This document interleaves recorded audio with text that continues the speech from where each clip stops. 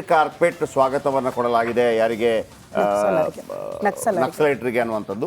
So ಇವರಿಗೆ ಇಷ್ಟೆಲ್ಲ ಸ್ವಾಗತ ಬೇಕಿತ್ತಾ, ಇಷ್ಟೆಲ್ಲ ಇವರನ್ನು ರೆಡ್ ಕಾರ್ಪೆಟ್ ಸ್ವಾಗತ ಬೇಕಿತ್ತಾ ಅನ್ನೋದರ ಚರ್ಚೆ ಕೂಡ ಶುರು ಆಗಿದೆ. ಯಾಕಂದರೆ BJP ಅದಕ್ಕೆ ತೀವ್ರ ಟೀಕೆಯನ್ನು ಮಾಡಿದೆ. ಯಾಕಂದರೆ ನೀವು ಜನರನ್ನು ಕೊಂದವರು, ಪೊಲೀಸರನ್ನು ಕೊಂದವರು, ಅವ್ರನ್ನ ಕರ್ಕೊಂಬಂದು ನೀವು ಇಷ್ಟೆಲ್ಲ ಅವರಿಗೆ ಟ್ರೀಟ್ಮೆಂಟ್ ಕೊಡ್ತಾ ಇದ್ದೀರಿ, ಏನಿದ್ರ ಉದ್ದೇಶ ಅಂತೇಳಿ ಬನ್ನಿ ದೊಡ್ಡ ಚರ್ಚೆ ಆಗ್ತಾ ಇದೆ. ಅದರ ಬಗ್ಗೆ ಒಂದು ರಿಪೋರ್ಟ್.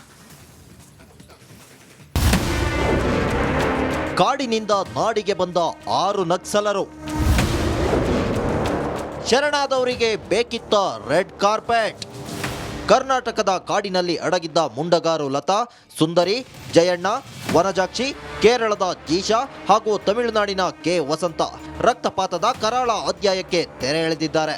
ಬೆಂಗಳೂರಿನಲ್ಲಿ ಸಿಎಂ ಸಿದ್ದರಾಮಯ್ಯ ಮುಂದೆ ಮಂಡಿಯೂರಿದ್ದು ಶಸ್ತ್ರಾಸ್ತ್ರ ತೊರೆದು ಶರಣಾಗಿದ್ದಾರೆ.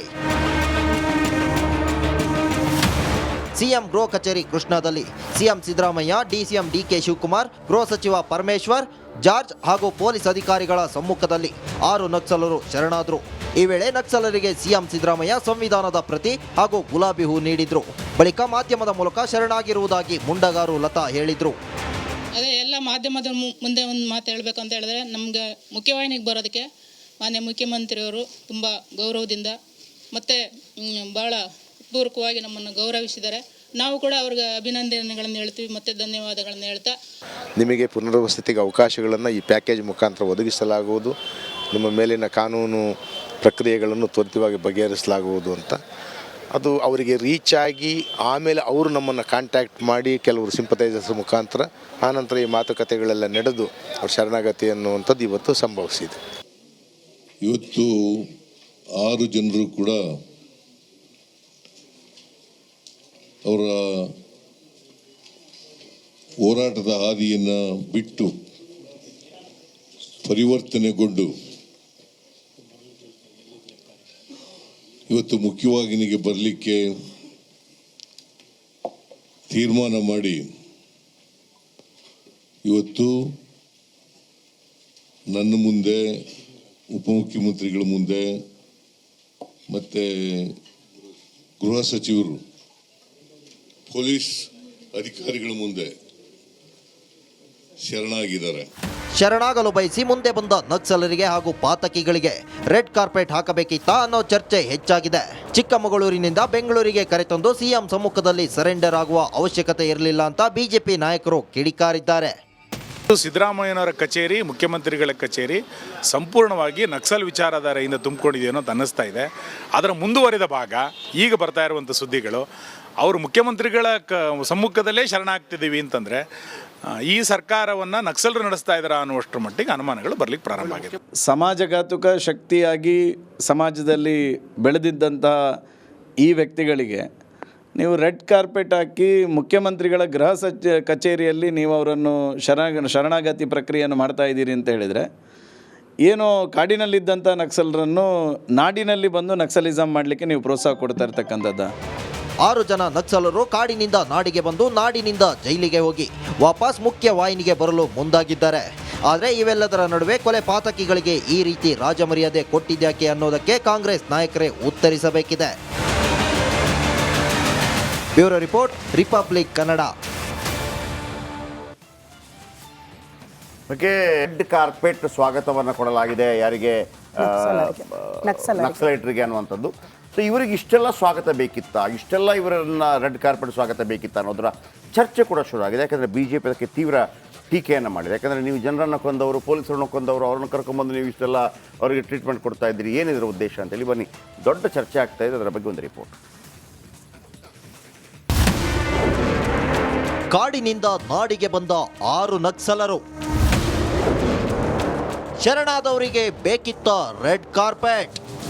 ಕರ್ನಾಟಕದ ಕಾಡಿನಲ್ಲಿ ಅಡಗಿದ್ದ ಮುಂಡಗಾರು ಲತಾ, ಸುಂದರಿ, ಜಯಣ್ಣ, ವನಜಾಕ್ಷಿ, ಕೇರಳದ ಜೀಶಾ ಹಾಗೂ ತಮಿಳುನಾಡಿನ ಕೆ ವಸಂತ ರಕ್ತಪಾತದ ಕರಾಳ ಅಧ್ಯಾಯಕ್ಕೆ ತೆರೆ ಎಳೆದಿದ್ದಾರೆ.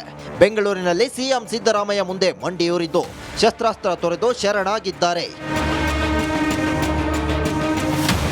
ಸಿಎಂ ಗೃಹ ಕಚೇರಿ ಕೃಷ್ಣಾದಲ್ಲಿ CM Siddaramaiah, DCM DK Shivakumar, ಗೃಹ ಸಚಿವ ಪರಮೇಶ್ವರ್, ಜಾರ್ಜ್ ಹಾಗೂ ಪೊಲೀಸ್ ಅಧಿಕಾರಿಗಳ ಸಮ್ಮುಖದಲ್ಲಿ 6 ನಕ್ಸಲರು ಶರಣಾದರು.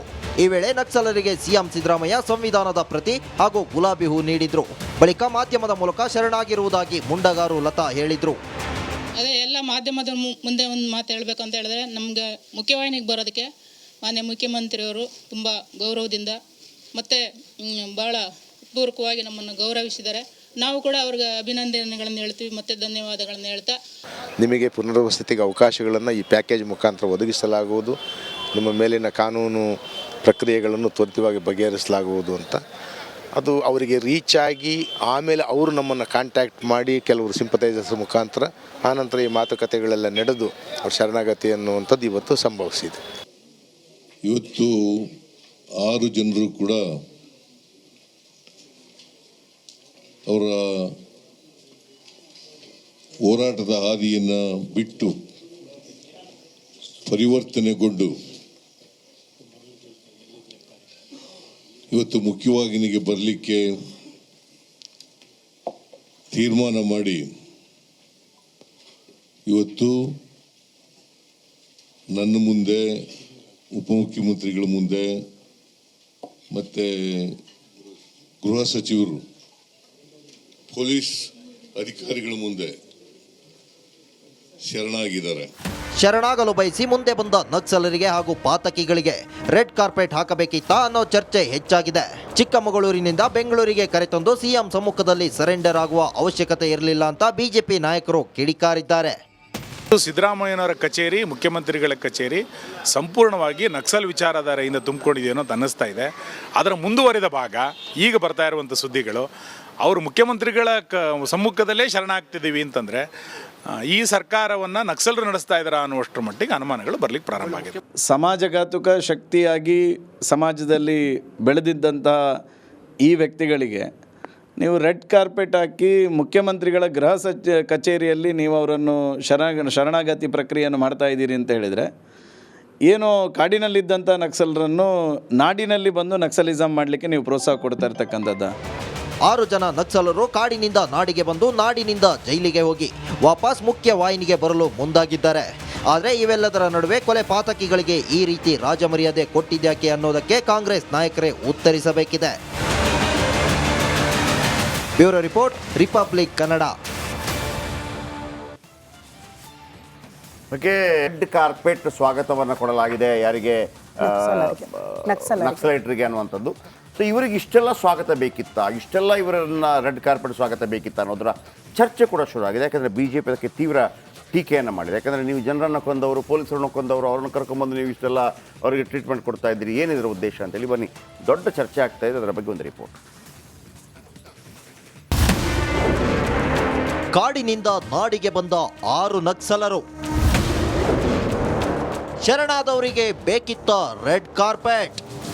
ಕರ್ನಾಟಕದ ಕಾಡಿನಲ್ಲಿ ಅಡಗಿದ್ದ ಮುಂಡಗಾರು ಲತಾ, ಸುಂದರಿ, ಜಯಣ್ಣ, ವನಜಾಕ್ಷಿ, ಕೇರಳದ ಜೀಶಾ ಹಾಗೂ ತಮಿಳುನಾಡಿನ ಕೆ ವಸಂತ ರಕ್ತಪಾತದ ಕರಾಳ ಅಧ್ಯಾಯಕ್ಕೆ ತೆರೆ ಎಳೆದಿದ್ದಾರೆ.